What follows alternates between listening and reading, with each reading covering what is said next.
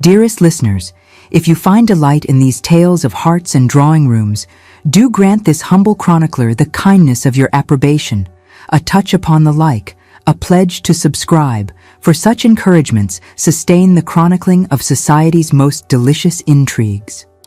Now, to our tale. There exists no creature more dangerous than a woman convinced she must triumph over her own sister. Today, your humble chronicler brings you the most cautionary tale of sibling rivalry transformed into romantic folly, wherein two accomplished young ladies of breeding nearly sacrifice genuine devotion upon the altar of wounded pride. But let us not rush to judgment, for the transformation of vanity into wisdom, like the cultivation of the rarest orchid, requires patience, careful observation, and occasionally the sharp pruning of truth. The summer of 1816 arrived at Hartwick Manor with the subtle anxiety that accompanies genteel poverty. One must understand that the Hartwick family existed in that precarious position where respectability remained intact whilst fortune slowly diminished, rather like a once magnificent tapestry whose golden threads had begun imperceptibly at first to tarnish. Lady Margaret Hartwick, widowed these 3 years past, surveyed her Hampshire estate with the practiced eye of a woman who calculated expenditures whilst maintaining appearances, a delicate ballet performed by countless mothers of the gentry throughout England. The late Sir Charles Hartwick had possessed more refined taste than business acumen, investing heavily in agricultural improvements that yielded prestige rather than profit. His sudden demise from apoplexy had left his widow with 2 unmarried daughters, a modest income from tenant farms, and the pressing awareness that advantageous marriages represented not merely social aspiration, but practical necessity. Yet Lady Margaret refused to permit desperation to taint her daughter's prospects. The Hartwicks maintained their position through careful economy, disguised as preference, attending only the most select gatherings, citing refined sensibilities rather than diminished resources. Lady Beatrice Hartwick, at 24, possessed the kind of beauty that revealed itself gradually, like dawn breaking over the Sussex Downs. Her countenance reflected intelligence rather than mere prettiness, with gray eyes that assessed the world with penetrating clarity, and dark hair she wore simply, disdaining the elaborate arrangements favored by more frivolous young ladies. She had inherited her father's scholarly inclinations, spending hours in the library that remained Hartwick Manor's greatest treasure, its shelves lined with volumes on natural philosophy, classical languages, and contemporary literature. The county acknowledged her as exceptionally accomplished, though certain matrons whispered that excessive learning rendered young ladies unmarriageable, their minds too formed to accept proper wifely submission. Beatrice cultivated her intellectual reputation with the same care other young ladies devoted to their complexions. She contributed essays to regional journals under a carefully maintained pseudonym, corresponded with several bluestockings in London, and could discuss Plato's Republic with the same fluency she applied to more feminine accomplishments. Her pianoforte playing demonstrated technical mastery, if not passionate expression. Her needlework showed precision rather than artistry, and her watercolors captured botanical specimens with scientific accuracy. She moved through society with quiet dignity, speaking little but observing constantly, her sharp wit emerging in bon mots that entertained whilst occasionally drawing blood. Yet beneath this cultivated exterior dwelt an older sister's burden of comparison and competition. Beatrice had spent her girlhood as the sole focus of parental attention and expectation, only to witness that exclusive regard fragment upon the arrival of Lady Georgiana Hartwick, 3 years her junior. Georgiana possessed beauty that announced itself immediately, the sort that caused conversation to pause when she entered drawing rooms. Where Beatrice's attractions required contemplation, Georgiana's demanded instant acknowledgement. Golden hair caught sunlight and candlelight with equal radiance, blue eyes sparkled with natural vivacity, and her figure displayed the fashionable curves that empire waists were designed to flatter. She moved with unconscious grace, laughed with unaffected delight, and collected admirers as effortlessly as flowers collected dew. At 21, she had already refused 2 respectable proposals, secure in the belief that greater prospects awaited. The younger sister approached life as performance and conquest. She practiced her smiles before mirrors, studied the language of fans with the dedication Beatrice devoted to Greek, and maintained correspondence with friends positioned throughout the ton who supplied intelligence regarding eligible gentlemen. Her accomplishments leaned toward the ornamental. She sang with a clear soprano that brought tears to susceptible eyes, danced with such grace that partners felt themselves temporarily transformed into adequate dancers, and painted romantic landscapes that sacrificed accuracy for emotional effect. Where Beatrice sought to impress through erudition, Georgiana aimed to enchant through charm. The sisters maintained careful civility that barely concealed perpetual competition. They had learned early that their mother's affection, their father's pride, and society's approbation existed in finite quantities, requiring constant jockeying for position. Beatrice's first tooth, first word, first book read had represented triumphs until Georgiana's arrival shifted attention to the newer, prettier child. The elder sister had responded by retreating into intellectual achievement, carving a domain where beauty held no advantage. The younger sister, aware of her siblings' head start in parental favor, had weaponized her considerable physical charms. Years of such competition had poisoned what might have been natural sisterly affection. They observed each other's courtships with critical eyes, subtly highlighting each other's shortcomings in maternal audiences, and celebrated each other's disappointments with concealed satisfaction. Their mother, exhausted by failed attempts at reconciliation, had resigned herself to managing rather than mending the relationship, treating her daughters as diplomatic allies requiring careful balance rather than as family members capable of genuine unity. The household at Hartwick Manor functioned through established routines that minimized conflict. Beatrice claimed the morning hours for reading and correspondence, Georgiana the afternoons for social calls and shopping expeditions to Winchester. They took separate daily walks, attended different charitable committees, and cultivated distinct social circles that occasionally intersected at larger gatherings. Dinner conversation navigated carefully neutral topics: estate management, servants' efficiency, weather predictions, avoiding the dangerous territories of personal achievement or romantic prospects. Into this delicately balanced arrangement arrived news that would shatter their fragile equilibrium. Lady Margaret received a letter from her distant cousin, the Dowager Duchess of Pemberton, announcing that her nephew, Lord Sebastian Worthington, would spend the summer months at Pemberton Hall, the ducal estate situated a mere 5 miles from Hartwick Manor. The Dowager Duchess, aware of her cousin's circumstances and unmarried daughters, extended an invitation to various gatherings throughout the season, her words carefully worded to convey opportunity without the humiliation of obvious matchmaking. Lord Sebastian Worthington represented precisely the kind of prospect that caused ambitious mothers to sharpen their daughters' accomplishments and refresh their wardrobes. At 30 years of age, he had inherited from a maternal uncle both a barony and a considerable fortune derived from West Indian plantations and prudent investments. His father's death the previous year had added a substantial property in Oxfordshire to his holdings, establishing him as one of the more eligible gentlemen in England. More remarkably, he possessed the education, refinement, and conversational abilities that elevated him above the merely wealthy.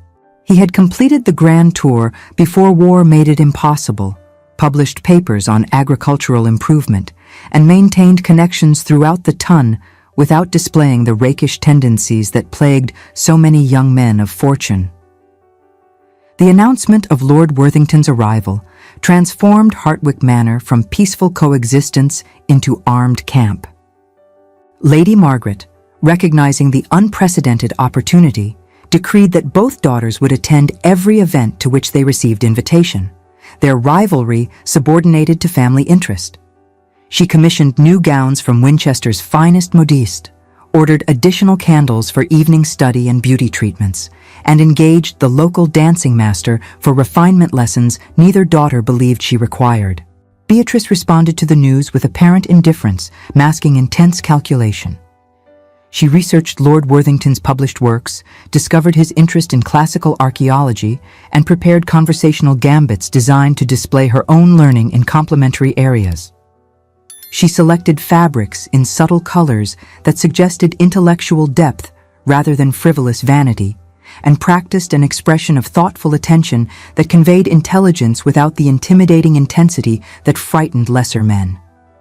If Lord Worthington sought an accomplished wife to grace his drawing rooms and educate his future children, she would demonstrate her superior qualifications. Georgiana approached the competition with equal determination and different weaponry. She studied Lord Worthington's lineage and connections, memorized the names and relationships of his associates, and crafted a persona of delightful femininity that promised charm without vapidity. Her new gowns employed the most fashionable designs, cut to display her figure whilst maintaining proper modesty, in colors that complemented her golden beauty.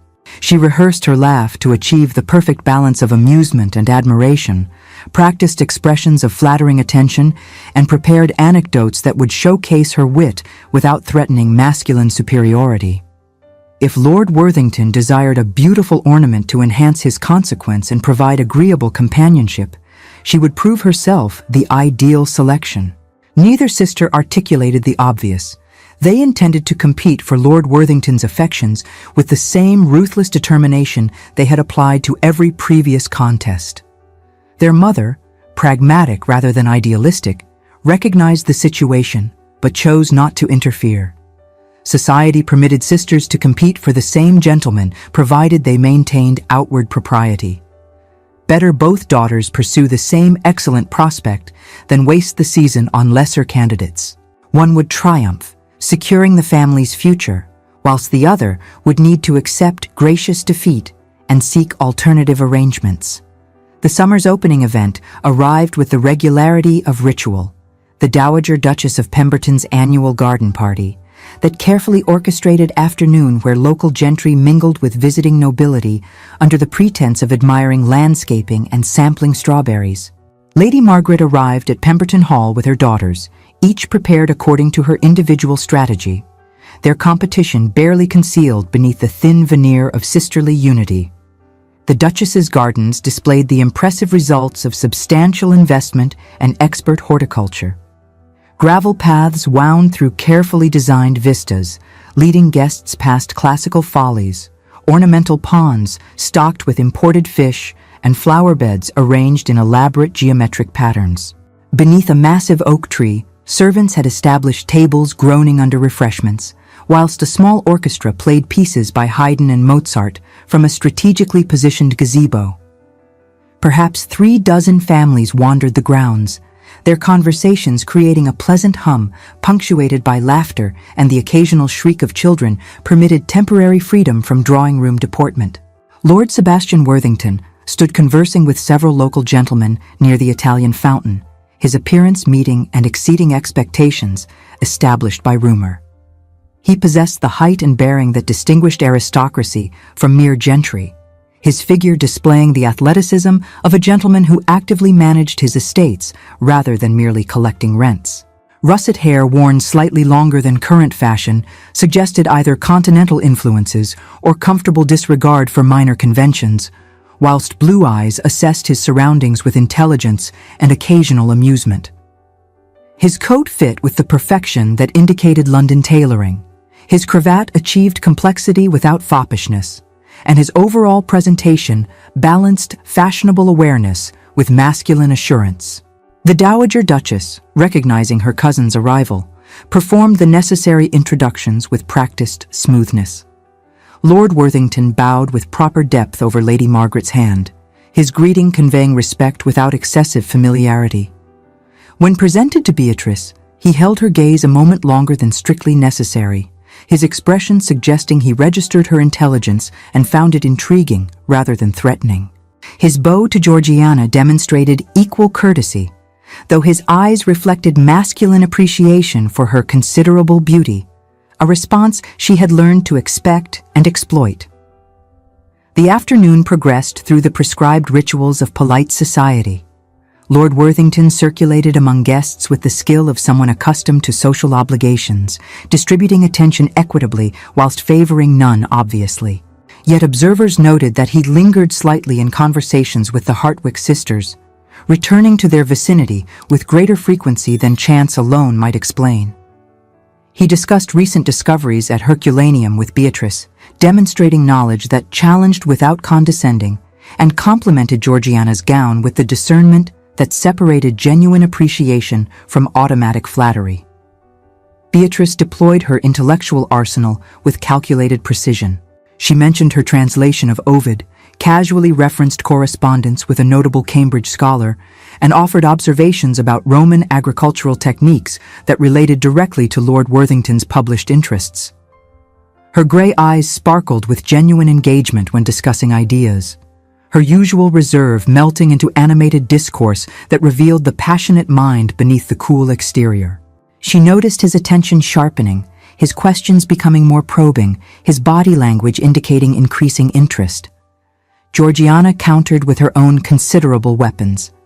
She laughed at Lord Worthington's wit with perfect timing, neither too enthusiastically nor too restrainedly. She touched his arm lightly when making a point, a gesture that acknowledged intimacy without crossing propriety's boundaries.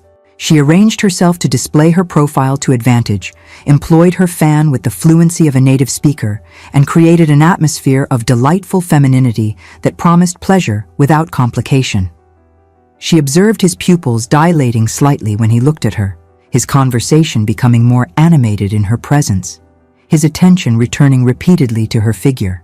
What neither sister noticed, absorbed as they were in their individual campaigns, was the presence of two other gentlemen who observed the proceedings with decidedly different expressions.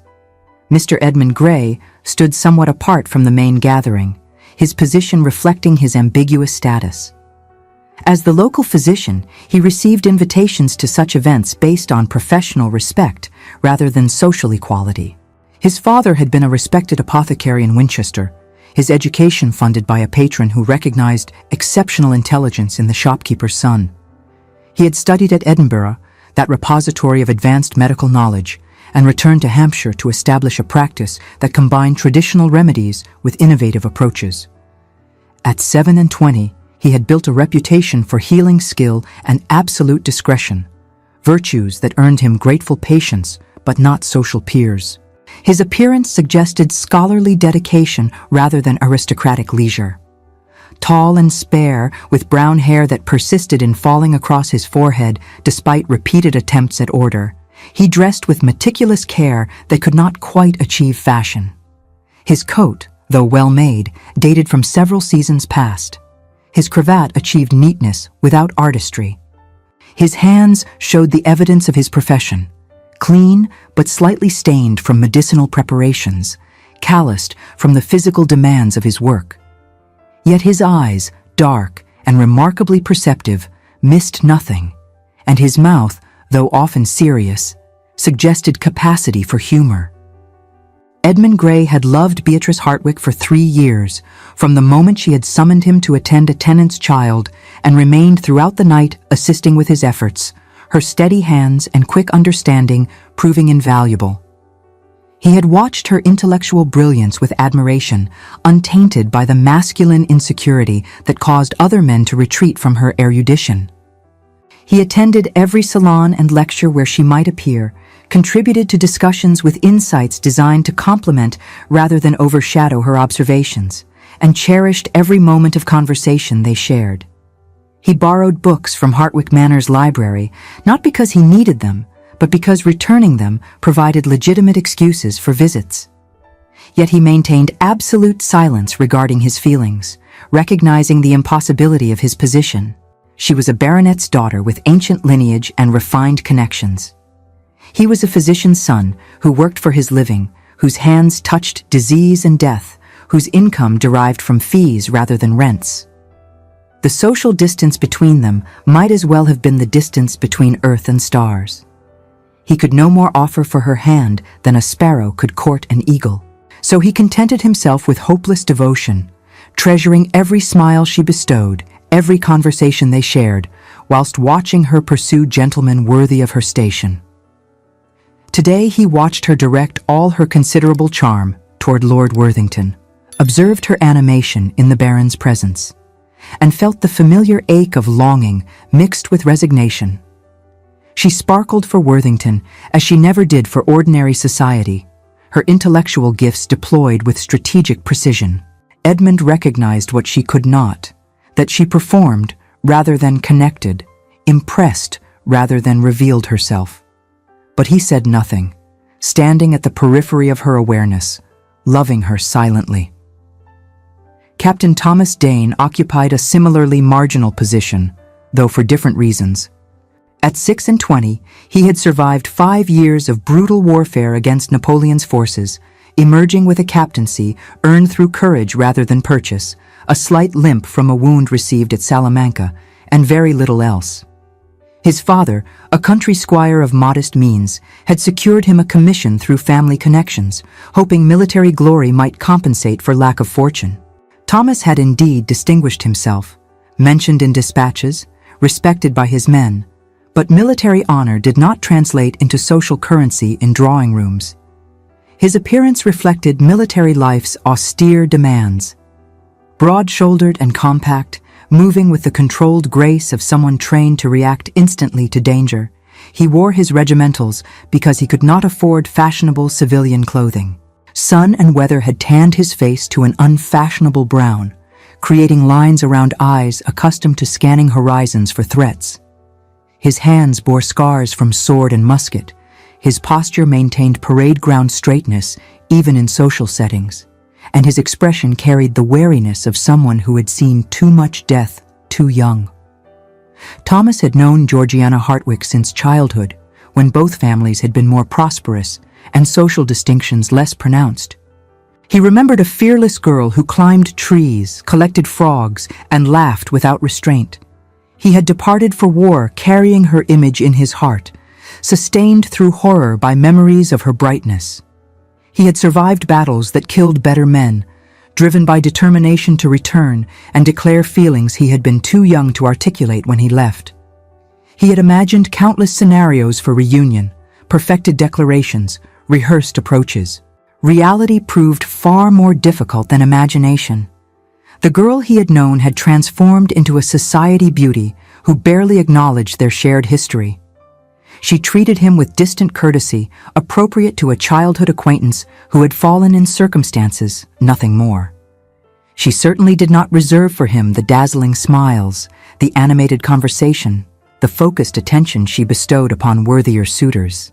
He watched her pursue Lord Worthington with the sick certainty of someone witnessing disaster but powerless to prevent it, loving her hopelessly whilst she remained oblivious to his existence beyond polite acknowledgement.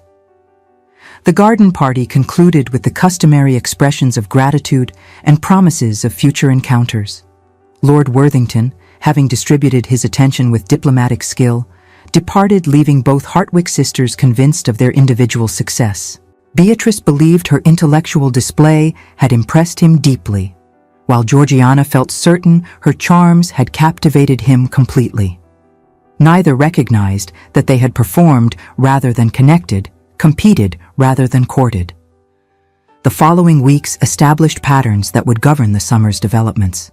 Lord Worthington accepted invitations throughout the county, his presence transforming ordinary gatherings into significant events. The Hartwick sisters attended every function where he might appear, their competition intensifying as both accumulated evidence of his interest whilst neither secured definitive advantage. Their rivalry, previously managed through separate spheres, now collided directly and repeatedly. Beatrice organized a salon at Hartwick Manor, inviting Lord Worthington along with other intellectually inclined guests to discuss recent translations of Homer. She prepared extensively, ensuring the library appeared to best advantage, selecting topics that would showcase her erudition, arranging seating to place herself advantageously near their honored guest. The evening proved successful by her calculations. Lord Worthington engaged deeply in discussion, complimented her insights, borrowed several volumes from her father's collection, and accepted her invitation to return them personally the following week. What Beatrice failed to notice was Edmund Gray's presence at the salon, his contributions to discussion demonstrating not merely learning, but original thinking that earned approving nods from Lord Worthington himself. When the physician offered an observation about medical practices in classical Rome, Beatrice responded with automatic courtesy, but without the engagement she reserved for the Baron. When Edmund suggested a particularly obscure reference that perfectly illuminated her argument, she thanked him absently, her attention already returning to Lord Worthington. Edmund registered her indifference with the stoicism of long practice, content to orbit her brilliance even if she never noticed his light. Georgiana countered her sister's intellectual display with a musical evening, securing Lord Worthington's attendance through artfully casual mention of a visiting soprano from London. She selected her most becoming gown, arranged the drawing room's lighting to flatter, and positioned herself to display her figure while she performed. Her voice soared through Mozart and Handel with crystalline purity, her performance technically flawless and emotionally moving. Lord Worthington applauded with genuine enthusiasm, requested an encore, and remained afterward for refreshments where he praised her musical gifts extensively. What Georgiana failed to observe was Captain Dane's presence in the back of the room, standing because all chairs had been claimed by guests of higher social standing. His eyes never left her during her performance, his expression holding devotion so obvious that several matrons noticed and sighed sentimentally. When Georgiana finished, Thomas applauded with calloused hands that had held muskets and swords, but would have gladly held nothing but her. When she circulated among guests afterward, distributing thanks for compliments, she passed Thomas with barely a nod, her attention focused entirely on Lord Worthington's continued regard. The competition escalated with each passing week, the sisters abandoning even their pretense of separate campaigns. Every encounter with Lord Worthington became battleground, every conversation an opportunity to demonstrate superiority, every social gathering a chance to gain advantage. Their rivalry, previously conducted with some regard for sisterly obligation, devolved into open warfare constrained only by propriety's demands. At the Assembly Ball in Winchester, both sisters arrived determined to secure the maximum permissible 2 dances with Lord Worthington. Beatrice, exploiting her status as elder, claimed the supper dance and the final waltz through strategic positioning near him when the master of ceremonies called for sets. Georgiana, outmaneuvered but not defeated, secured the opening minuet and a country dance through the simple expedient of positioning herself directly in Lord Worthington's line of sight and employing a smile of such radiance that he could hardly avoid the implied request. The evening provided society with considerable entertainment. Observers noted the sisters' careful avoidance of each other, their separate courts of admirers, their studiously polite acknowledgments when proximity forced interaction. Certain matrons, possessed of both memory and cynicism, recalled similar competitions in previous generations, whispered predictions about outcomes, and placed figurative wagers on which sister would ultimately triumph. The consensus suggested that Beatrice's intelligence might prevail with a gentleman of Lord Worthington's scholarly inclinations, though Georgiana's beauty represented formidable competition. Beatrice danced the supper dance with focused intensity, directing conversation toward topics that displayed her erudition whilst flattering Lord Worthington's own knowledge. She referenced his published work on crop rotation, suggested improvements based on her reading of German agricultural texts, and created atmosphere of intellectual partnership that suggested how agreeable marriage to such an accomplished woman might prove. She noticed his attention remained steadily upon her, his questions probing and intelligent, his manner suggesting genuine interest rather than mere politeness. Yet during that same supper dance, neither Beatrice nor Lord Worthington observed Edmund Grey standing near the refreshment table, ostensibly conversing with another physician, but actually watching Beatrice with the focused attention of someone who studied beloved landscape for the 1000th time, and still found new details to treasure. He noticed how her eyes sparkled when discussing ideas, how she unconsciously leaned forward when engaged, how her usually stern expression softened into something approaching joy. He memorized these details against future lonely evenings, knowing himself pathetic, but unable to stop loving her. Georgiana's opening minuet with Lord Worthington deployed different but equally effective tactics. She moved through the formal figures with grace that made other dancers appear clumsy by comparison, maintained expressions of delighted attention that suggested she found him uniquely fascinating, and interspersed the dance's conversation requirements with observations that demonstrated wit without threatening intelligence.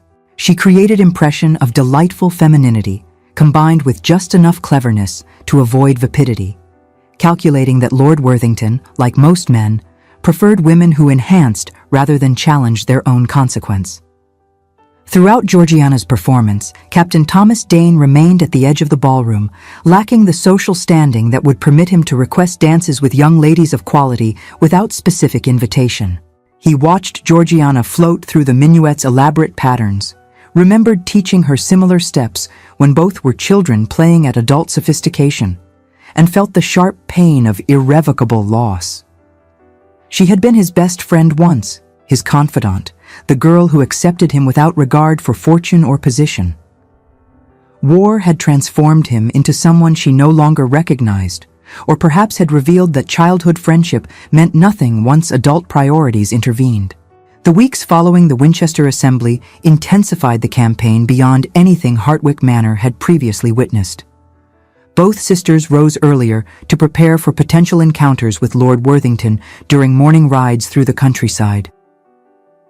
Both stayed later at evening gatherings, hoping for private moments that might advance their causes. Both exhausted their wardrobes and their mother's patience, demanding new accessories, different hairstyles, enhanced presentation. Beatrice expanded her intellectual offensive, lending Lord Worthington books from her father's library with carefully inscribed notes suggesting complimentary reading, writing him letters discussing topics raised in conversation, and organizing expeditions to Roman ruins in the district that required his masculine guidance and protection. She positioned herself as intellectual companion, suggesting through accumulated evidence that marriage to her would provide lifetime of stimulating discourse and shared scholarly pursuits. One particularly memorable excursion took them to the remains of a Roman villa discovered on Pemberton lands.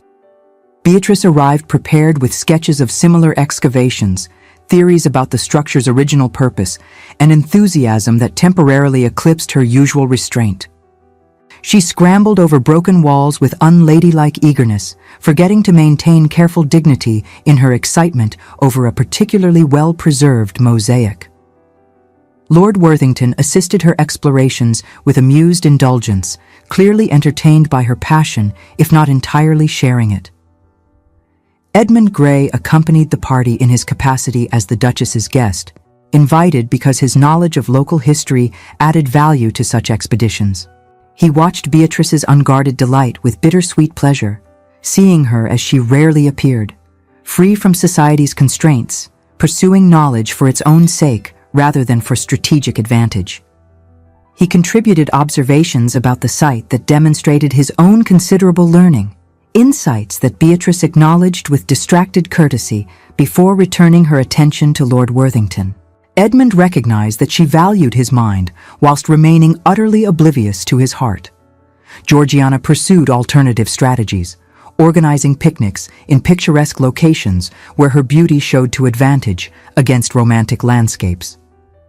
She secured Lord Worthington's escort to exhibitions of watercolors in Winchester, concerts at the cathedral, and garden tours of notable estates. She cultivated image of delightful companion, someone whose presence enhanced rather than complicated existence, whose beauty and charm would grace any drawing room whilst making no uncomfortable demands for intellectual engagement. One afternoon excursion proved particularly effective. Georgiana arranged a boating party on the river that bordered Pemberton Estate, ensuring that Lord Worthington would naturally offer to row her personally whilst other guests occupied different boats.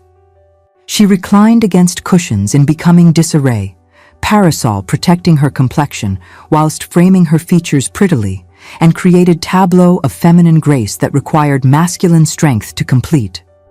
Lord Worthington rowed with athletic competence, whilst Georgiana provided admiring commentary on his skill, laughed at his occasional splashing, and generally made herself as agreeable as possible.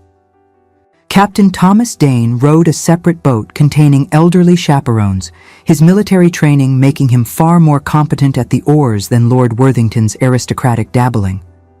He watched Georgiana's performance with the sick understanding of someone who recognized deliberate artifice where others saw natural charm. He remembered the real girl who had once waded creeks catching tadpoles, climbed trees to raid birds' nests, and demonstrated courage untainted by calculation. He mourned that girl whilst helplessly loving the woman she had become, even as he recognized she performed rather than revealed herself. The social calendar progressed through its predictable rhythms: morning calls, afternoon rides, evening entertainments. Lord Worthington maintained his position as most sought-after guest, distributing his attention with diplomatic skill that encouraged both sisters without committing to either.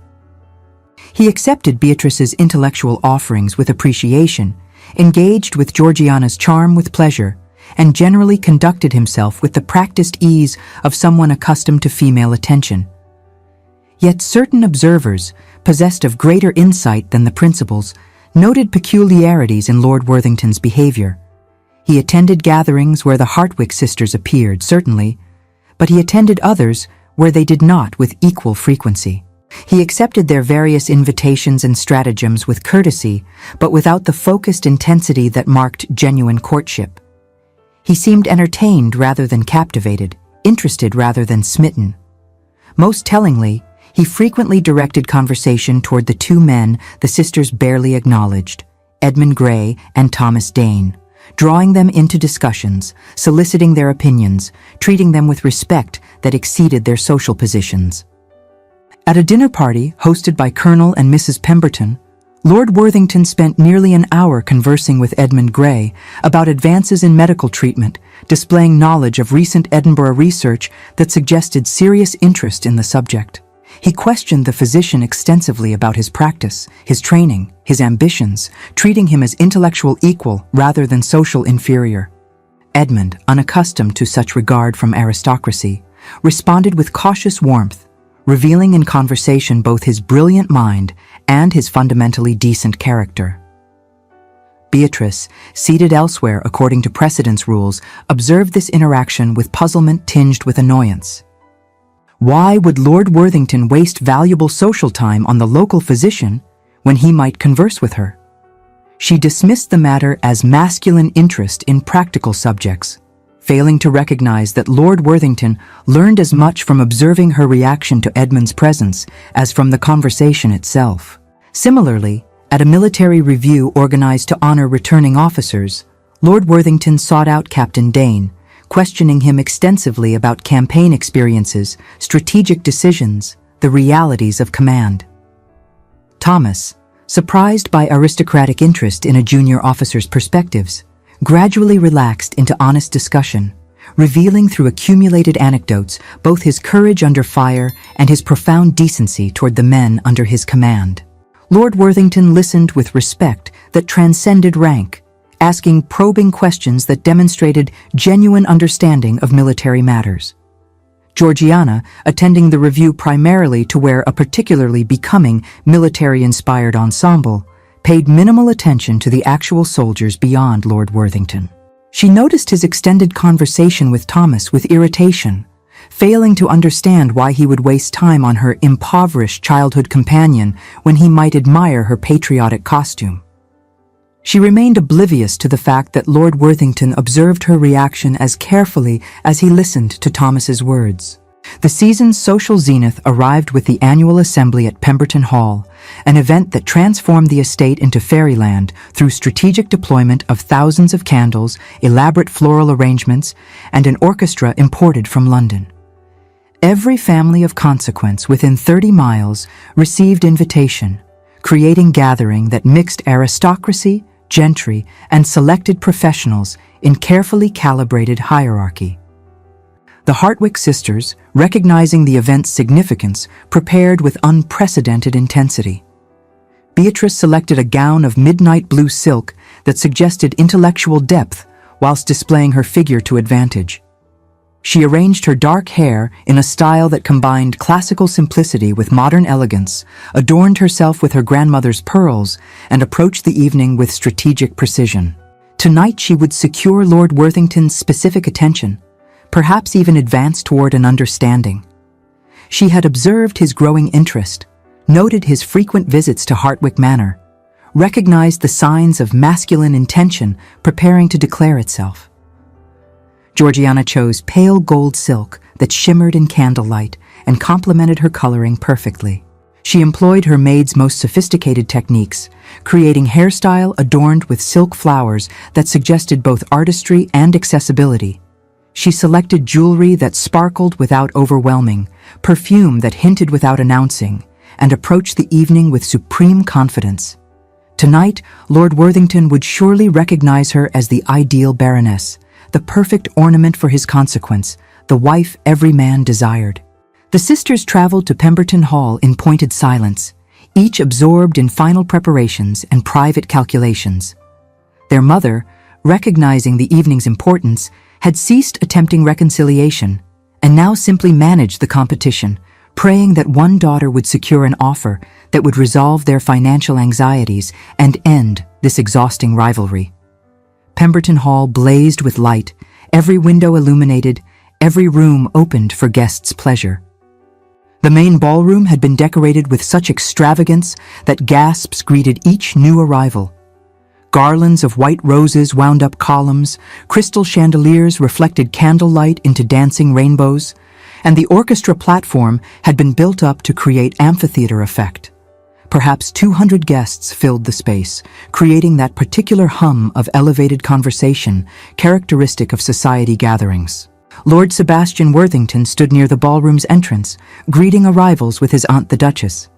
His evening attire achieved perfection. Black coat cut to display his athletic figure, knee breeches and silk stockings emphasizing well-formed legs, cravat tied in intricate folds that suggested both fashion and masculine capability. He bowed over hands, exchanged pleasantries, and generally performed his social obligations with practiced ease. When the Hartwick party arrived, he greeted them with particular warmth. He complimented Beatrice's appearance with the specificity that suggested genuine attention rather than automatic courtesy, noting the classical influence in her styling. He praised Georgiana's beauty with the sincerity that caused color to rise in her cheeks.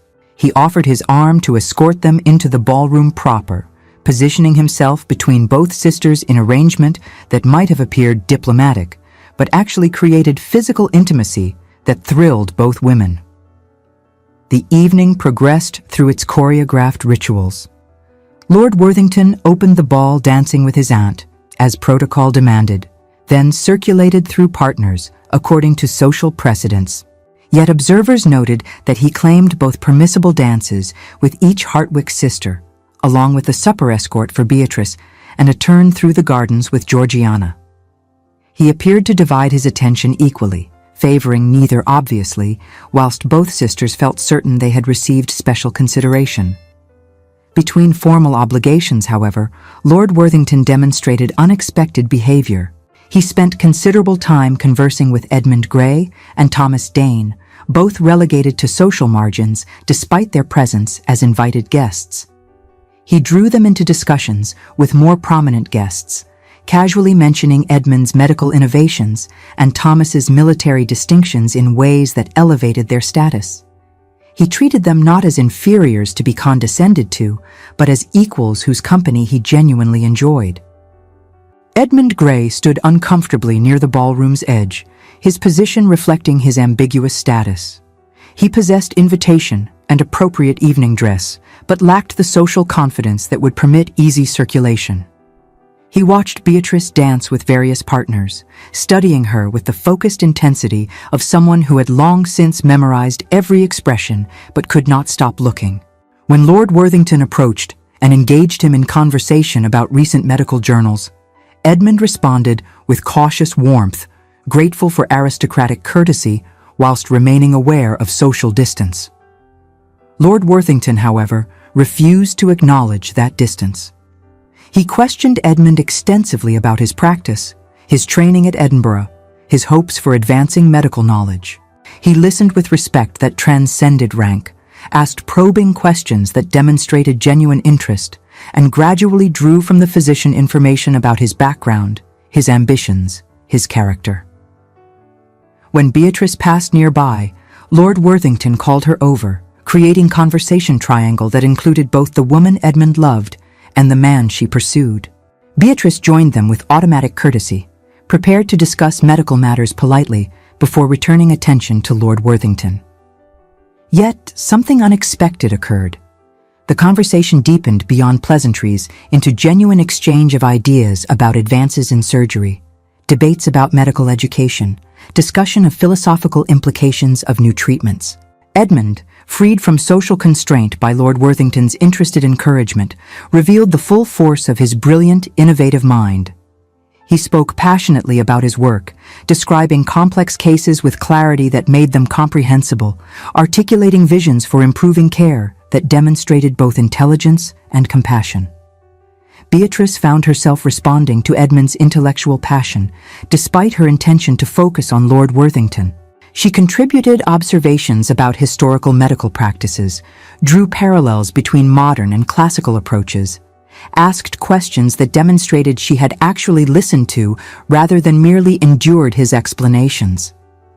For perhaps the first time in their acquaintance, she saw Edmund Gray not as the convenient physician, but as the remarkable man, someone whose mind matched her own in capability, whose dedication to knowledge paralleled her own scholarly devotion, whose essential decency and goodness shone through accumulated conversation. Lord Worthington observed this interaction with careful attention, his expression holding the quiet satisfaction of a master gardener who had successfully grafted two compatible species and now watched the inevitable flowering. He guided the conversation with diplomatic precision, ensuring that Beatrice's considerable intelligence found worthy reflection in Edmund's passionate expertise, noting how each seemed to illuminate qualities in the other that remained dormant in lesser company. He noted how Beatrice's usual guardedness dissolved in genuine intellectual engagement, how her eyes sparkled when Edmund challenged one of her assertions, how her body language unconsciously shifted toward the physician rather than the baron. He noted also Edmund's barely concealed devotion, visible in every glance, every careful attention to her comfort, every contribution designed to showcase her brilliance rather than his own. The astute observer would recognize what neither principal admitted. They were perfectly matched in the ways that mattered whilst being impossibly divided by circumstances that did not. A similar scene unfolded in the gardens, where Georgiana had secured Lord Worthington's escort for a turn among the elaborate plantings illuminated by hundreds of paper lanterns. She had anticipated romantic interlude, opportunity for private conversation that might advance toward declaration. Instead, Lord Worthington guided their walk toward where Captain Thomas Dane stood alone on a terrace, staring out over darkened lawns with expression of barely concealed melancholy. Lord Worthington, displaying either remarkable insensitivity or deliberate strategy, invited Thomas to join their stroll. Georgiana, unable to protest without appearing ill-mannered, endured the addition with visible annoyance.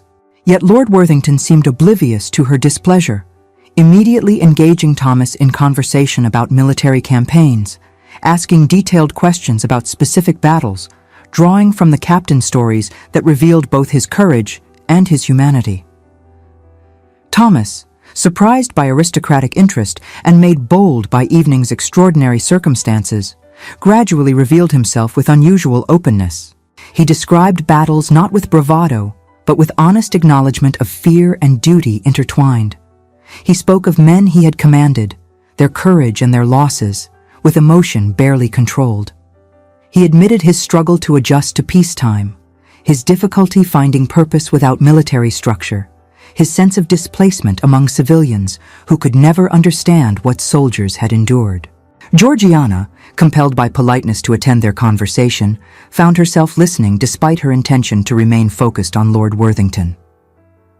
Something in Thomas's voice caught her attention, a raw honesty that contrasted sharply with drawing-room pleasantries. She remembered suddenly the boy who had been her closest childhood friend, who had taught her to skip stones and identify constellations, who had left for war with promises to return unchanged. She recognized with shock that war had indeed changed him, had carved away childhood's simple confidence and replaced it with adult understanding of mortality, duty, and loss. As Thomas described a particular battle where he had held dying men while they called for mothers and wives, his voice broke slightly. He recovered quickly, apologizing for introducing such grave subjects into festive evening. But Georgiana had seen his eyes in the lantern light, had recognized genuine grief beneath military bearing, had glimpsed the man beneath the uniform. For the first time in their adult acquaintance, she saw Captain Thomas Dane not as disappointing remnant of childhood friendship, but as someone who had endured horrors she could scarcely imagine and emerged with decency and tact.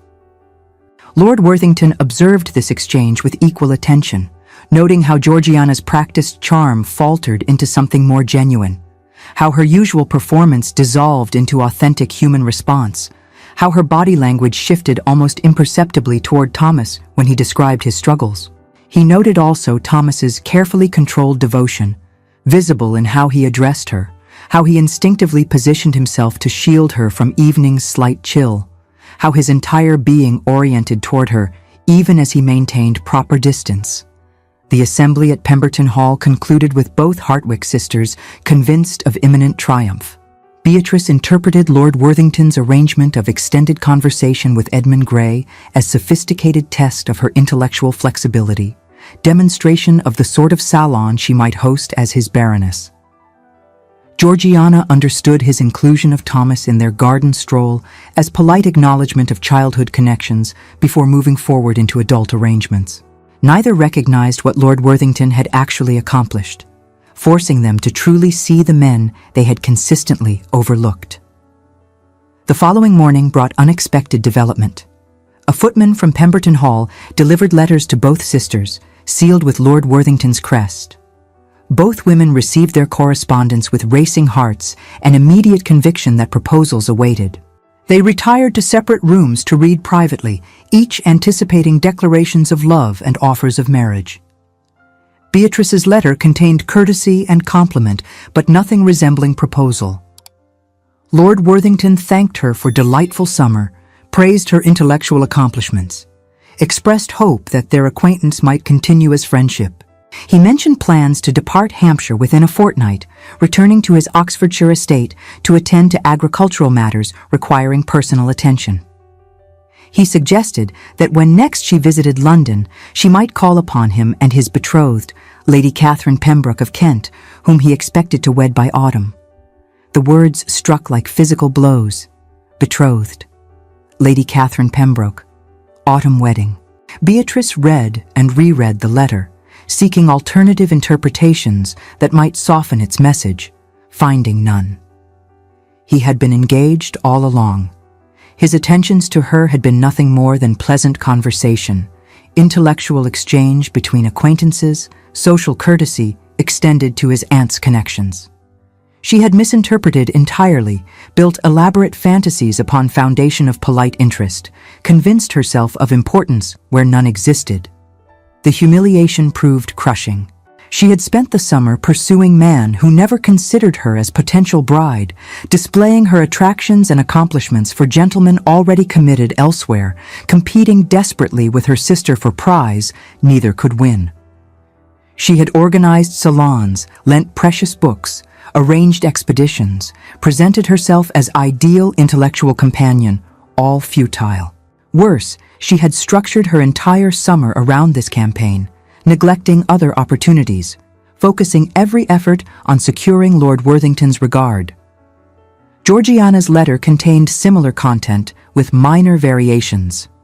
Lord Worthington praised her beauty and charm, thanked her for making his Hampshire sojourn delightful, expressed hope for continued friendship. He mentioned his betrothal to Lady Catherine Pembroke, his forthcoming departure, his expectations for autumn wedding. He suggested she visit London during next season, where his wife would be delighted to expand her acquaintance among Hampshire families. Georgiana's initial response matched her sister's. Shock, disbelief, repeated reading seeking different meaning. She had been so certain of his interest, so convinced her beauty had captivated him, so secure in her ability to charm any man she targeted. His revelation of betrothal demolished her confidence entirely.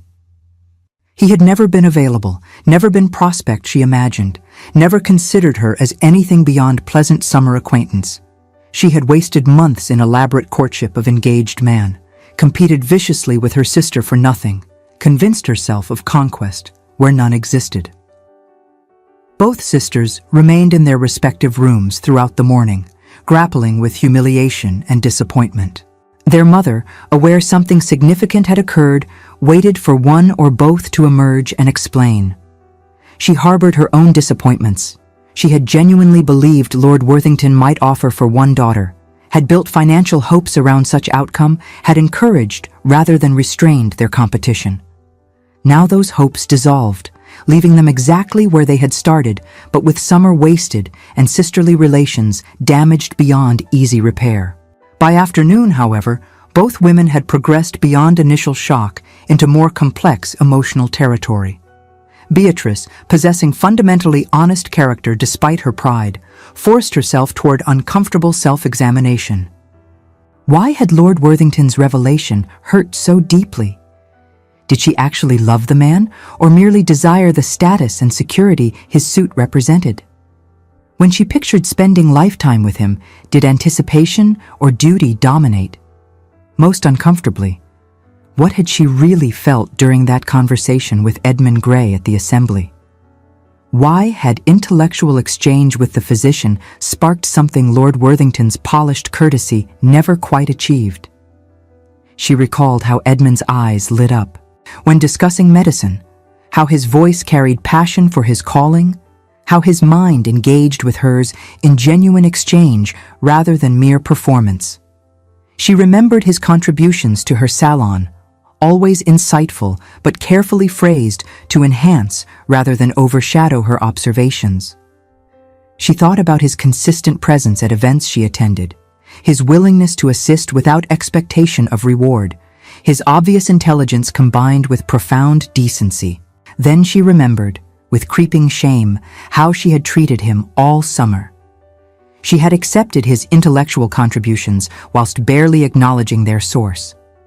She had used his assistance at her salon to impress Lord Worthington whilst relegating Edmund himself to peripheral status. She had engaged his brilliant mind whilst remaining utterly oblivious to his heart. She had valued him as useful accessory whilst pursuing man whose interest proved illusory. Georgiana underwent similar reckoning. She forced herself to question why Lord Worthington's engagement stung so sharply. Had she genuinely cared for him beyond what he represented? Could she honestly claim to know his character, his genuine preferences, his inner self? Or had she pursued him purely as valuable commodity, proof of her superior beauty and charm? Most disturbing, why had Thomas's honest emotion in the garden affected her so powerfully? Why had his voice describing war's horrors moved her in ways Lord Worthington's polished conversation never achieved? She recalled Thomas as boy and man, his unwavering friendship before war, his steady loyalty upon return, his careful courtesy despite her obvious dismissal. She remembered teaching him to dance when both were children, climbing trees together, sharing secrets and dreams. She recollected his departure for war, his promise to return, her conviction they would resume their friendship unchanged. She acknowledged, painfully, how she had transformed into someone who valued status over substance, who dismissed childhood friend because he lacked fortune, who had become precisely the sort of superficial society beauty she had once scorned. As afternoon faded toward evening, an unprecedented event occurred. Both sisters, simultaneously and without coordination, left their rooms and found themselves facing each other in Hartwick Manor's upper hallway. They stood in silence, each recognizing in the other's expression mirror of her own humiliation and dawning realization. Pride demanded they maintain pretense, blame each other, or retreat to previous competition.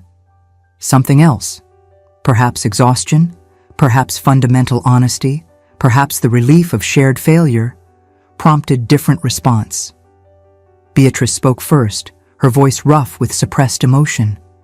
She admitted her letter's contents, acknowledged her misinterpretation, confessed her humiliation. Georgiana, after moments' hesitation, offered similar admissions. They stood in the hallway, two intelligent women forced to confront their own vanity and folly, sharing space that felt safer than facing family or servants with news of their mutual defeat. Then something remarkable occurred. One of them, neither could later recall who began, started laughing.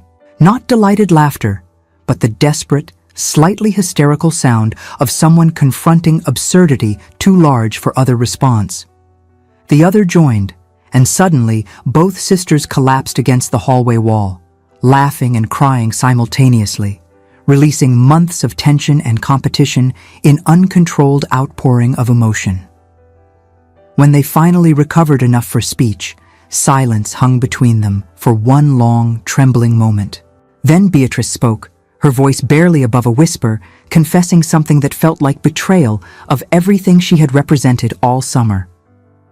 She admitted that she did not even particularly enjoy Roman ruins, that the elaborate discussions of archaeology and classical agriculture had bored her nearly to tears, that she had feigned passion for subjects she found tedious merely to impress a man who never truly wanted her.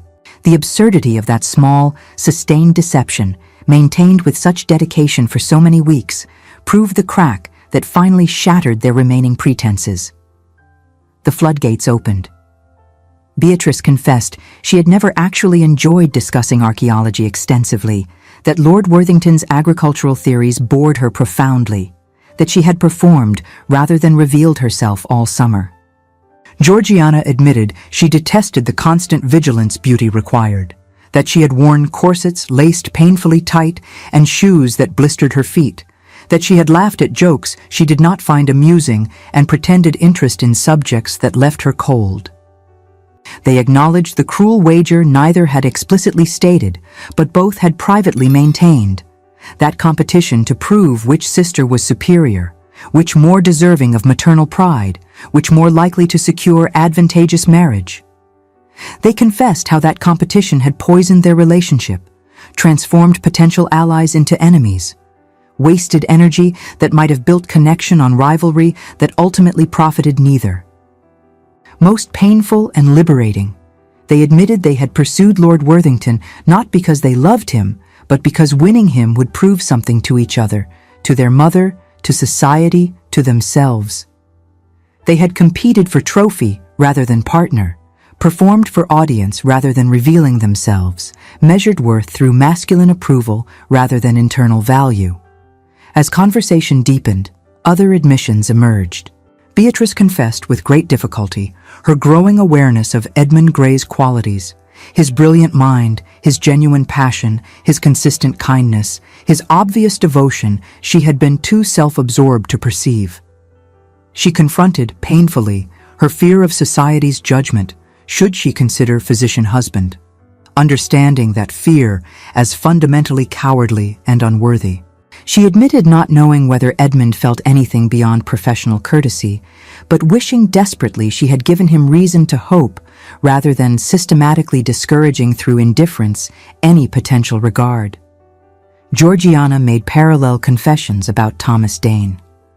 She described rediscovering during their garden conversation the person she had loved as childhood friend and somehow lost in transition to adult society. She confronted her shame at dismissing him because he lacked fortune, recognizing that priority as shallow and contemptible. She confessed watching him at assembly, noting how other young ladies sought his company despite his lack of wealth, observing his quiet dignity and genuine warmth, and realizing she had relegated him so consistently to the periphery of her awareness that she had likely extinguished whatever tender feelings he might once have preserved.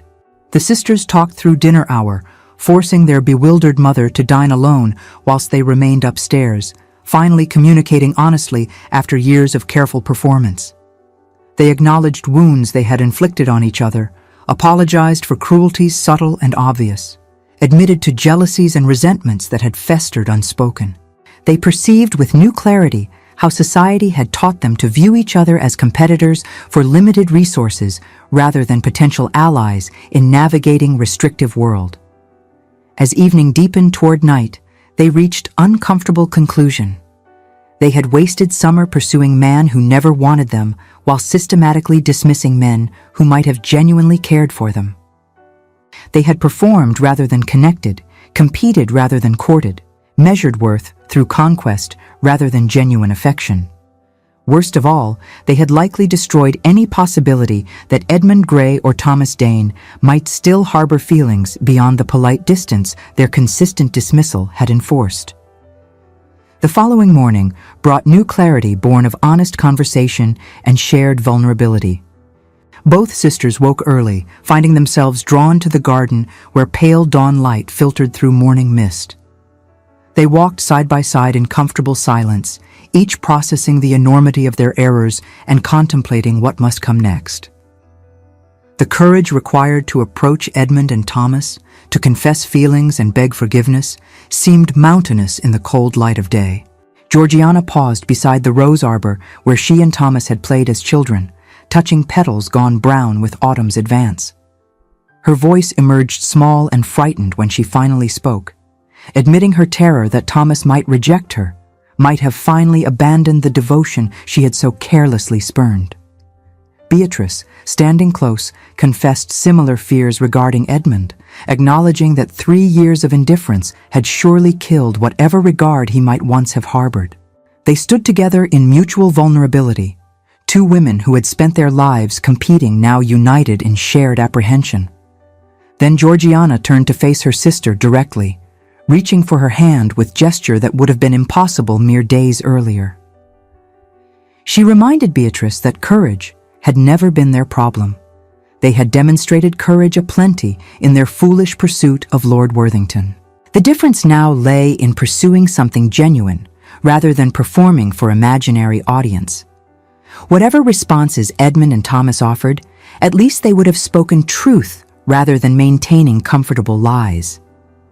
Beatrice squeezed her sister's hand, recognizing wisdom in her words. They exchanged looks that required no speech, acknowledgement of fear, commitment to honesty, promise of mutual support regardless of outcome. That silent exchange solidified their resolution, transforming anxiety into determination. They would face potential rejection with the same intensity they had brought to empty competition, but this time their efforts would serve authentic purpose. Georgiana made parallel confessions about Thomas Dane. She described rediscovering during their garden conversation the person she had loved as childhood friend and somehow lost in transition to adult society. She acknowledged shame at dismissing him because he lacked fortune, recognizing that priority as shallow and contemptible. She confessed watching him at assembly, noting how other young ladies sought his company despite his lack of wealth, observing his quiet dignity and genuine warmth, and realizing she had systematically destroyed any possibility that he might still harbor feelings for her. The sisters talked through dinner hour, forcing their bewildered mother to dine alone whilst they remained upstairs, finally communicating honestly after years of careful performance. They acknowledged wounds they had inflicted on each other, apologized for cruelties subtle and obvious, admitted to jealousies and resentments that had festered unspoken. They recognized how society had taught them to view each other as competitors for limited resources rather than potential allies in navigating restrictive world. As evening deepened toward night, they reached uncomfortable conclusion. They had wasted summer pursuing man who never wanted them while systematically dismissing men who might have genuinely cared for them. They had performed rather than connected, competed rather than courted, measured worth through conquest rather than genuine affection. Worst of all, they had likely destroyed any possibility that Edmund Gray or Thomas Dane might still harbor feelings beyond the polite distance their consistent dismissal had enforced. The morning following their reconciliation brought both sisters to breakfast table with altered demeanors. Gone was the careful performance and constant positioning. They moved through Hartwick Manor with quiet thoughtfulness, occasionally exchanging glances that conveyed shared understanding rather than rivalry. Lady Margaret observed these changes with cautious hope tempered by maternal pragmatism. Reconciliation pleased her, certainly, but solved none of their practical difficulties. Her daughters still needed advantageous marriages. Their reduced circumstances still required resolution, and the summer's most promising prospect had proved illusory. The post brought additional correspondence that morning, including second letter from Lord Worthington addressed to both sisters jointly. They opened it together in the morning room, shoulders nearly touching in unconscious intimacy that would have been impossible mere days earlier. Lord Worthington's words conveyed courtesy and something more, a gentle challenge wrapped in aristocratic pleasantry. He wrote that his summer in Hampshire had proven enlightening in unexpected ways. He confessed having arrived already engaged to Lady Catherine Pembroke, committed by long understanding and genuine affection. His aunt's invitation to spend summer months at Pemberton Hall had provided welcome respite from London's intensity, whilst offering opportunity to observe Hampshire society before wedding responsibilities consumed his attention. He thanked both sisters for making his sojourn pleasant and intellectually stimulating, praising their respective accomplishments with specific detail that demonstrated genuine attention. Then his letter took unexpected turn. He suggested, with delicacy that softened but did not eliminate the observation's sharp edge, that the astute observer might note certain interesting patterns in Summer's social interactions. He mentioned, as if casual aside, how uncommonly brilliant was the local physician, Dr. Edmund Gray, whose dedication to medical advancement and depth of learning deserved wider recognition. He observed with similar apparent casualness that Captain Thomas Dane had demonstrated during their conversations courage and integrity, too rare among gentlemen of any class, qualities that should recommend him to anyone wise enough to value character over circumstance. He concluded by expressing hope that when he returned to Hampshire with his bride for autumn shooting, he might find his friends from summer all settled in arrangements worthy of their considerable merits. The letter's tone remained cordial throughout, yet underlying message proved impossible to miss. Lord Worthington had observed far more than either sister realized, had assessed situations they thought carefully concealed, and now offered subtle guidance toward outcomes he believed they truly desired. Beatrice and Georgiana read this second letter in stunned silence, each recognizing its implications. Lord Worthington had not been oblivious to Edmund's devotion or Thomas's regard. He had deliberately created situations forcing both sisters to truly see the men they had overlooked. His conversations with Edmund about medical matters, his inclusion of Thomas in garden walks, his careful positioning that created interactions between people systematically avoiding each other, all had been strategic rather than accidental. The urbane aristocrat had functioned as matchmaker whilst appearing merely sociable, had engineered revelations whilst maintaining plausible deniability. One must pause here to consider, was this an act of profound wisdom or supreme aristocratic arrogance? Perhaps, dearest listeners, it was a measure of both. Lord Worthington, like many of his station, viewed the social world as a chessboard, and he did not hesitate to move pieces toward what he deemed a superior outcome. Condemnable, some might argue, this manipulation of hearts and circumstances. Yet one cannot deny the result of his interference. 4 lives set upon a course toward genuine happiness, they had been too blind to find themselves. Sometimes, it seems, even arrogance can serve a virtuous purpose, and the line between meddling and mercy proves thinner than propriety might prefer to acknowledge.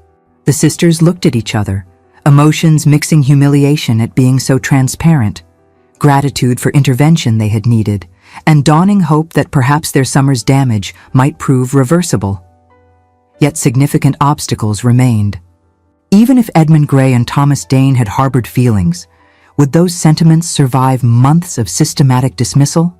Would either man wish to pursue women who had demonstrated such shallow priorities? Could pride permit apologies and explanations sufficient to bridge the distance their behavior had created? More practically, society's constraints remained unchanged. Physicians and impoverished military officers did not typically marry baronets' daughters, regardless of personal regard. Lady Margaret, despite her newfound approval of sisterly reconciliation, would hardly celebrate matches that sacrificed social position for emotional satisfaction. The neighborhood would judge such unions as evidence of the Hartwick family's continuing decline. Both marriages would require confronting social prejudice, accepting reduced circumstances, and prioritizing personal happiness over conventional success. Beatrice, characteristically, approached the problem with intellectual analysis. She acknowledged loving Edmund Grey, or perhaps more accurately, recognizing she could love him if permitted to know him properly. His mind matched hers in capability, his dedication to knowledge paralleled her own scholarly devotion, and his essential decency created foundation upon which genuine partnership might build. Yet she possessed no certainty regarding his feelings beyond courteous professionalism. Physicians maintained many friendly relationships with families they served without harboring romantic inclinations. Perhaps Edmund's consistent presence at events she attended reflected merely an effort to cultivate goodwill among families of consequence, thereby expanding his practice among those who could afford private medical care. Perhaps she had imagined his devotion, projected her own growing feelings onto interactions he viewed through entirely different lens. She determined, nonetheless, to discover truth. Whatever embarrassment might result from declaring feelings not reciprocated, she refused to waste additional time in passive wondering. She would seek Edmund out, acknowledge her previous blindness, admit her growing regard, and accept whatever response he offered. If he rejected her, she would endure that pain with dignity. If he indicated any possibility of returned affection, she would pursue it regardless of social consequences. She had wasted summer on competition that profited no one. She would not waste autumn on cowardice. Georgiana reached similar conclusions through different reasoning. She recognized that Thomas Dane represented her best self, the girl who climbed trees and collected frogs, who valued courage and honesty over fashion and fortune, who chose friends based on character rather than consequence. She remembered their childhood intimacy with longing for simplicity they had shared before society taught her to want different things. She acknowledged that somewhere between girlhood and womanhood, she had lost essential parts of herself in pursuit of shallow goals society presented as worthy. Thomas, if he would still have her, offered return to authenticity she had abandoned. Life as military wife promised less comfort than Baroness lifestyle, certainly, but potentially more genuine satisfaction. She imagined using her organizational skills and social connections to benefit military families rather than merely advancing her own consequence. She pictured supporting Thomas's career not through ambitious positioning, but through genuine partnership. She envisioned life built on mutual respect and shared history rather than performance and pretense. Yet, like her sister, she faced uncertainty regarding Thomas's current feelings. His childhood affection had been clear and uncomplicated.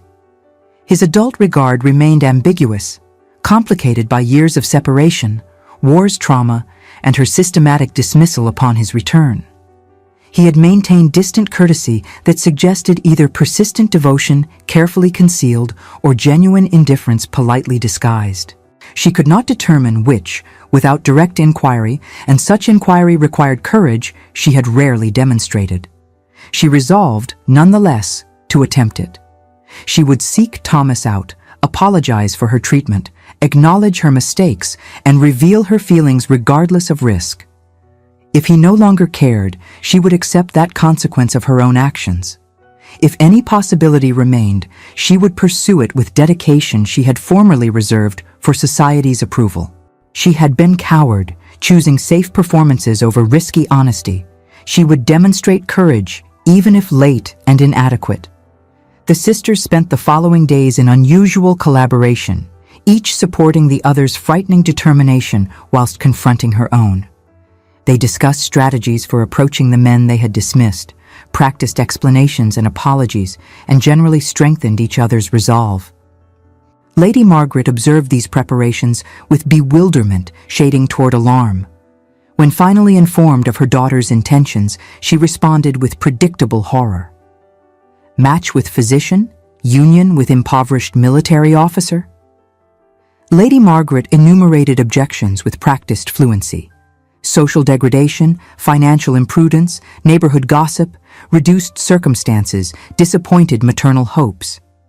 Both daughters listened with patient courtesy, acknowledged her concerns' validity, and maintained their intentions regardless.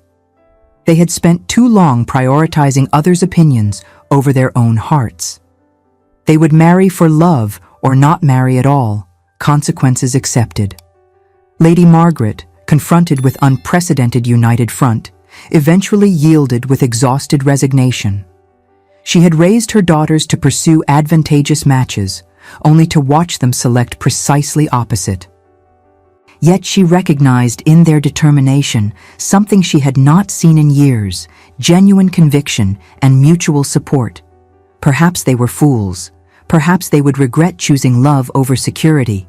But they would face those potential regrets together, supporting rather than undermining each other, and that unity represented its own kind of success. She looked from one resolute daughter to the other, and for the first time in years, saw not madness, but an unbreakable alliance. For years she had prayed for peace in her household, exhausted by the endless management of their bitter rivalry. And here was peace, forged in the fire of shared folly and mutual resolve. They were united. They were, despite everything, happy in their conviction, that peculiar, defiant happiness that transforms even foolish choices into acts of courage. Lady Margaret comprehended with shocking clarity that perhaps this unity, this fierce and joyful certainty they shared, was a dowry more valuable than any fortune or title she might have secured through strategic marriages. They had found something she herself had never quite achieved in her own careful conventional life: the courage to choose authenticity over approval. And watching them stand together, she understood that sometimes a mother's greatest success lies not in the matches she arranges, but in raising daughters brave enough to reject those arrangements when their hearts demand different paths. Beatrice chose the Winchester subscription library for her encounter with Edmund Gray, knowing he frequented the establishment to access medical journals his modest means could not justify purchasing. She arrived mid-morning on Tuesday, his customary visiting day according to intelligence she had carefully gathered. She wore her simplest day dress, attempting to suggest through appearance the honesty she hoped to achieve through words. Edmund stood in the periodicals section, absorbed in recent Edinburgh Medical Journal, when Beatrice approached. He looked up with his characteristic expression of cautious pleasure, prepared to exchange courteous greetings before returning to reading. Instead, Beatrice requested private conversation, her serious tone arresting his immediate attention. They removed to a corner alcove where leather chairs and relative privacy permitted genuine discussion. Beatrice had rehearsed her speech extensively, preparing logical arguments and careful explanations. Yet facing Edmund's patient attention and obvious confusion, her prepared remarks dissolved. Instead, she spoke with uncharacteristic bluntness, confessing her summer's folly, acknowledging her blindness, admitting her growing awareness of his qualities she had systematically overlooked. She described how Lord Worthington's deliberate intervention had forced her to truly see Edmund's brilliant mind, dedicated character, and consistent kindness. She confessed, fearing society's judgment whilst recognizing that fear as unworthy. She admitted not knowing whether he felt anything beyond professional courtesy, but needing him to understand that she had been blind, ignorant fool who finally perceived truth. Edmund listened without interruption, his expression progressing through surprise, disbelief, and barely restrained emotion. When Beatrice finally exhausted her explanations and fell silent, awaiting his response, he sat motionless for a long moment, clearly struggling to process revelations that contradicted 3 years of resigned hopelessness. Then he spoke, his voice rough with suppressed feeling. He confessed having loved her since that night 3 years past when she had assisted with the tenant's child, displaying competence and compassion that revealed her true character beneath society's polish. He described watching her at every gathering, treasuring each conversation whilst recognizing the impossible distance between physician's son and baronet's daughter. He admitted to himself that his consistent presence at events she attended reflected not merely an effort to cultivate goodwill among families of consequence, but desperate devotion carefully concealed. He admitted borrowing books from Hartwick Manor's library not for their contents, but for excuses to see her, returning them with inscribed notes he hoped she might read and somehow understand his feelings. He described the agony of Summer, watching her pursue Lord Worthington whilst remaining oblivious to devotion, literally standing beside her. He confessed nearly departing Hampshire entirely, accepting position in London that would remove him from daily torture of loving someone unattainable. Only professional obligation to existing patients and pathetic hope she might someday notice him had kept him from fleeing. Now, confronted with her unexpected declaration, he hardly dared believe his comprehension matched reality. Did she truly suggest possibility of understanding between them? Could she genuinely consider accepting addresses from someone so far beneath her social station? Would she truly risk neighborhood censure and reduced circumstances for physician husband? Beatrice responded with actions rather than words. She reached across the space separating their chairs and took his hand, a gesture that violated propriety whilst perfectly communicating her intent. She told him she cared nothing for neighborhood opinion, that she valued intellectual partnership and genuine devotion over social consequence, that she would far rather live modestly with husband who truly knew and cherished her than luxuriously with gentlemen who regarded her as decorative acquisition. For a long and painful moment, Edmund's mask of professional courtesy remained firmly in place, a shield forged through 3 years of hopeless observation. His mind, trained for diagnosis, assessed her with clinical precision, questioning whether this represented an impulse born of aristocratic guilt or genuine transformation of feeling.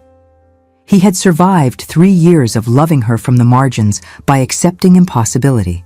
He could not risk his heart's survival on a second misunderstanding.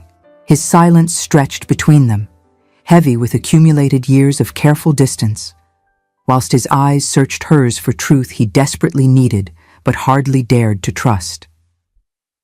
Then something in her expression, perhaps the trembling of her lower lip, perhaps the tears gathering in her gray eyes, perhaps simply the raw vulnerability of someone who had never before exposed herself so completely, finally breached his defenses. His own careful control crumbled, overcome by emotion he had suppressed for years. He could only sit holding her hand whilst attempting to comprehend his transformed circumstances. The woman he had loved hopelessly now offered herself freely. The impossible dream he had cherished while expecting nothing now materialized as potential reality.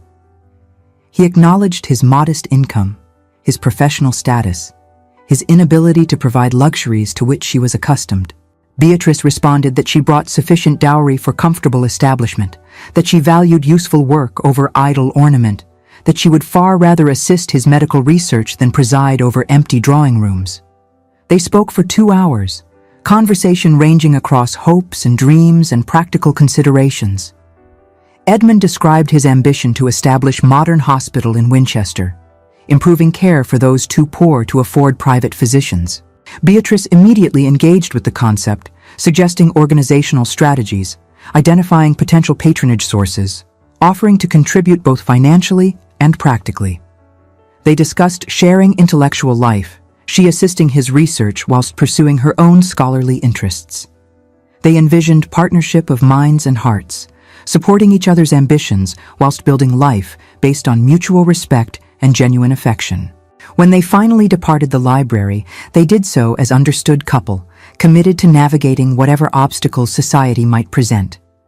Edmund would speak with Lady Margaret formally, requesting permission to court Beatrice despite his modest circumstances. They would endure neighborhood gossip and maternal reservations. They would accept reduced social status and simplified lifestyle.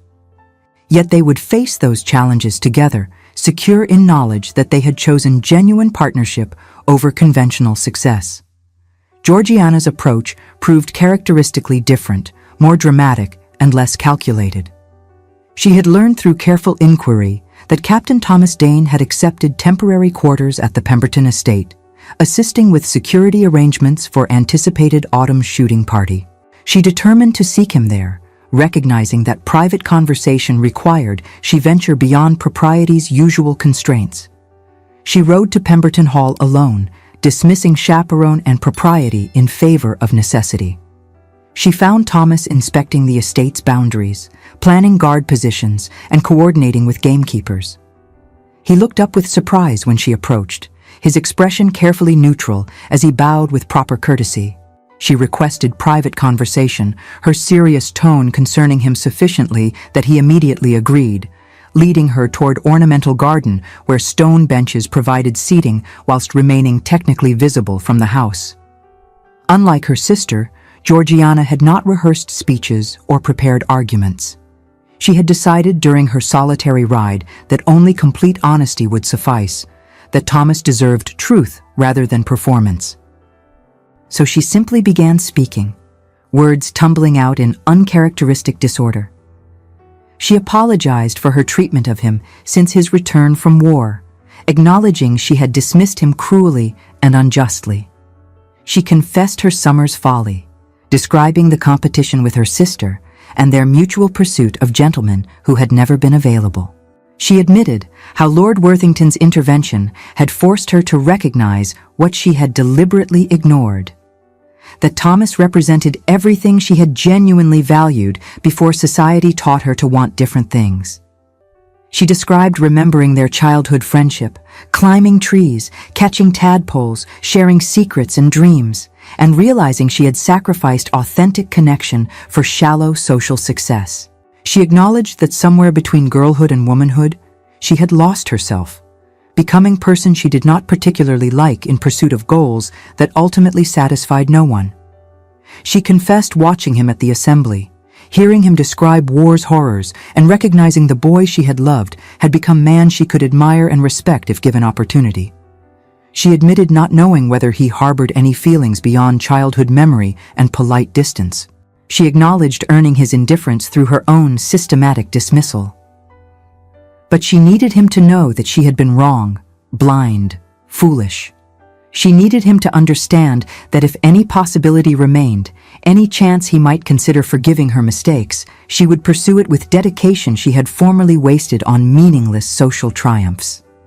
Thomas listened with expression that progressed from surprise through pain towards something approaching hope. When Georgiana finally exhausted her explanations and sat awaiting his response, he remained silent for a long moment, clearly wrestling with emotions too powerful for easy articulation. He heard her with the stillness of a soldier on sentry duty, his face an impassive mask that revealed nothing save a flicker of old pain in his eyes.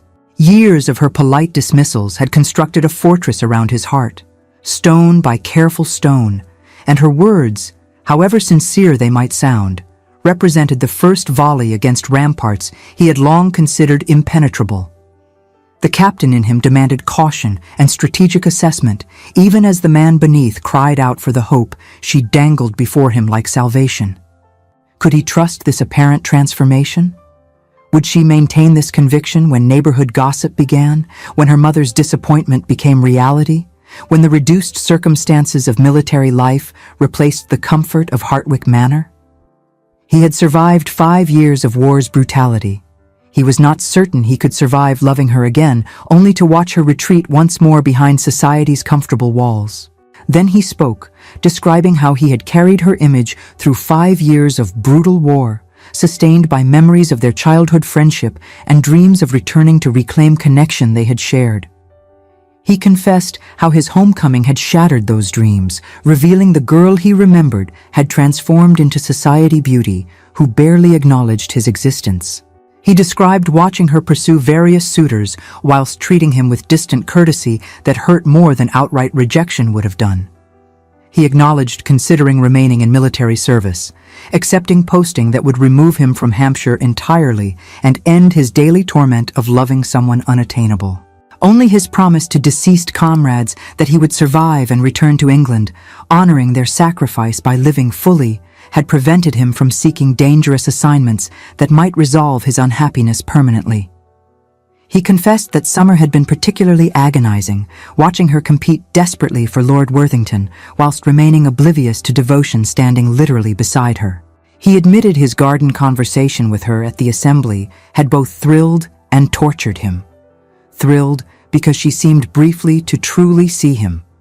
Tortured because he recognized the moment as temporary aberration rather than genuine recognition. He acknowledged considering remaining in military service, accepting posting that would remove him from Hampshire entirely and end his daily torment of loving someone unattainable. Only his promise to deceased comrades that he would survive and return to England, honoring their sacrifice by living fully, had prevented him from seeking dangerous assignments that might resolve his unhappiness permanently. In that moment, Georgiana understood the true nature of the burden he carried. She perceived with devastating clarity that her superficiality had not merely wounded him, it had unknowingly dishonored the memory of men who had died so that he might return home. The redemption she sought was not merely for her own heart, but for his and for theirs. The weight of that realization settled upon her shoulders like a mantle, transforming her shallow regret into something far more profound. Genuine comprehension of duty, sacrifice, and the sacred responsibility of being truly seen and valued by someone who had paid such terrible prices for the privilege of living and loving.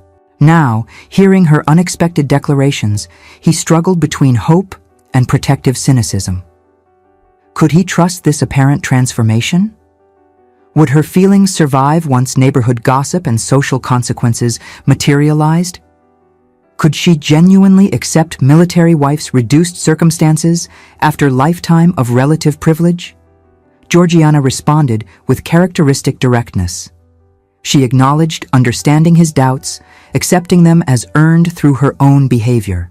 She could only promise that her feelings were genuine, her commitment real, her willingness to accept consequences sincere. She would not ask him to trust immediately. She would prove herself through actions over time, demonstrating consistency that words alone could never achieve. Thomas, confronting possibility he had long since abandoned as impossible, felt years of resignation and protective indifference crumbling. The woman he had loved hopelessly now offered herself with honesty that suggested genuine transformation, yet he maintained one final concern. Propriety required he secure permission to court her, approaching her mother with proper formality despite his inadequate circumstances. He possessed small income from military pension, insufficient for supporting wife in comfort to which baronet's daughter was entitled. He could offer only modest establishment, hard work, and absolute devotion. Georgiana laughed, the genuine delighted sound Thomas remembered from childhood, nothing like the calculated performance she had perfected for society. She told him she cared nothing for grand establishments, that she valued authentic partnership over comfortable boredom, that she would far rather live modestly with husband who truly knew and loved her than luxuriously with stranger who valued only her appearance. They talked through afternoon, rebuilding connection that society and circumstance had damaged but not destroyed. Thomas described his military experiences with honesty he had never shared with civilians, trusting Georgiana with darkness he carefully concealed from polite society. Georgiana revealed her own struggles, pressure to marry well, competition with sister, constant performance social success demanded, exposing vulnerabilities she typically guarded carefully. They rediscovered childhood intimacy whilst acknowledging adult realities, building foundation for partnership between equals rather than continuation of juvenile friendship. When they finally parted, they did so as committed couple, understanding that significant obstacles remained, but determined to confront them together. Thomas would approach Lady Margaret formally, requesting permission to court Georgiana despite his modest means. They would endure social consequences and maternal concerns. They would accept reduced circumstances and potential ostracism. Yet they would face these challenges as partners, supporting each other through difficulties whilst building life based on genuine affection and mutual respect. The following weeks brought exactly the complications both couples anticipated. Lady Margaret, confronted with not one but two unsuitable matches, alternated between resigned acceptance and renewed objections. The neighborhood buzzed with gossip. The Hartwick sisters, failing to secure Lord Worthington, had settled for physician and impoverished soldier in arrangements that confirmed the family's declining fortunes. Certain matrons pronounced the matches scandalous, others viewed them as romantically imprudent. Still others saw them as practical accommodation to reduced circumstances. Yet both couples persisted with determination that surprised doubters. Edmund Grey approached Lady Margaret with humility but not apology, acknowledging his modest circumstances whilst detailing his prospects and absolute devotion to Beatrice. He produced financial calculations demonstrating his ability to support wife comfortably, if not luxuriously, described his professional ambitions with clarity that suggested genuine capability, and generally presented himself as worthy husband regardless of social status. Lady Margaret, perceiving her daughter's unwavering commitment and Edmund's obvious quality, eventually granted grudging approval. Thomas Dane made similar petition regarding Georgiana, describing his military pension and prospects with painful honesty whilst offering assurances of absolute dedication. He possessed even less financial security than Edmund, but compensated with character references from commanding officers and demonstrated courage that suggested capacity for building successful civilian career. Lady Margaret, already resigned to one unsuitable match, accepted the second with weary acknowledgement that her daughters would have their way regardless of maternal preference.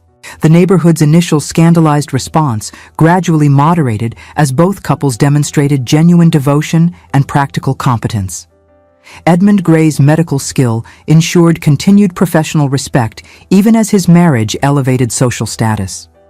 Thomas Dane's military distinction earned him consideration that poverty alone might have denied. Both men proved personable, intelligent, and decent, eventually earning acceptance, if not enthusiastic approval, from Hampshire society. The weddings occurred within months, modest celebrations that prioritized meaning over ostentation.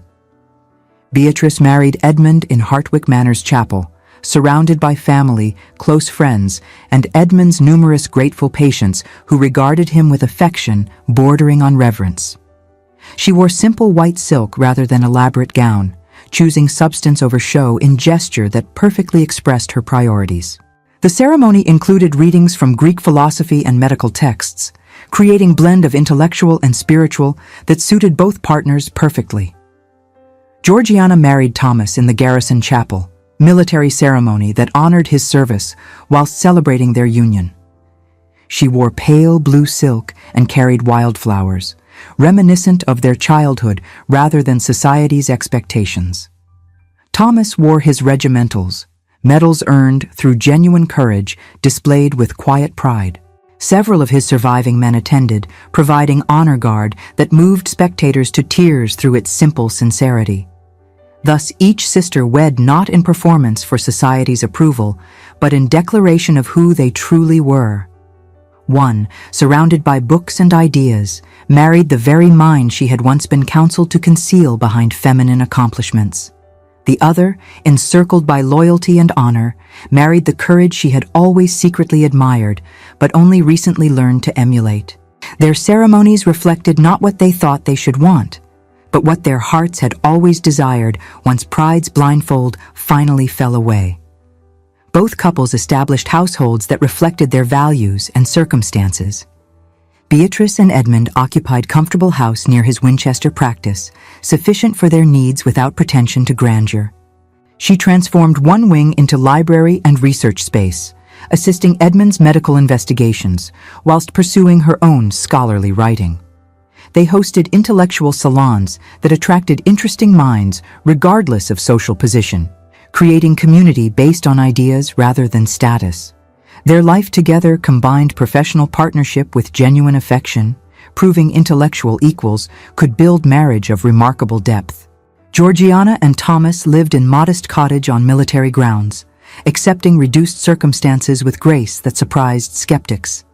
She organized charitable work supporting military families, employing organizational skills society had taught her toward meaningful purpose.